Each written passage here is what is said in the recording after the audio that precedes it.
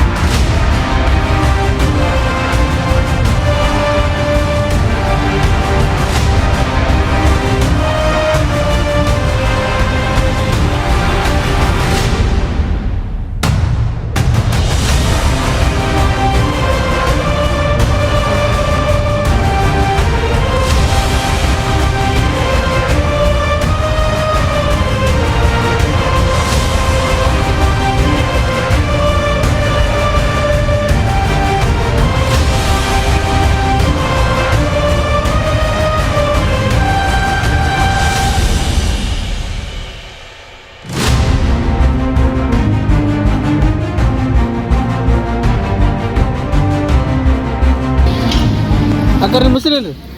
ನಮ್ಮ ಹೆಸರು ಸ್ಯಾರಾ ಅವ್ರಿ. ಏನು ವ್ಯಾಪಾರ ಮಾಡ್ತೀರಿ? ವ್ಯಾಪಾರ ಇದು ಕಬ್ಬಿನ ಆಲೋಚನೆ ಮಳೆ ಐತೆ ಅದಕ್ಕೆ ಬಂದ್ ಮಾಡಕತ್ತೀವಿ. ಇಷ್ಟ ಜನ ಬಂದಿದ್ರೇನ್ರಿ ಅಕ್ಕರ? ಏನಿಲ್ರಿ ಮನ್ಯಾಗ ಯಾರು ಬರೈತ್ರಿ. ನಿನ್ನೆ ಮಂಗಳವಾರ ಅಲ್ರಿ, ನಿನ್ನೆ ಬಂದಿಲ್ಲ ಒಟ್ಟು ಜನ ಬಂದಿಲ್ಲ. ಮಳೆಗೆ ಒಟ್ಟು ವ್ಯಾಪಾರ ಆಗಿಲ್ಲ ಅಂದ್ರೆ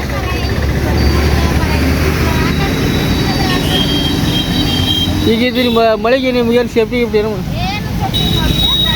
ಇದು ಇಷ್ಟ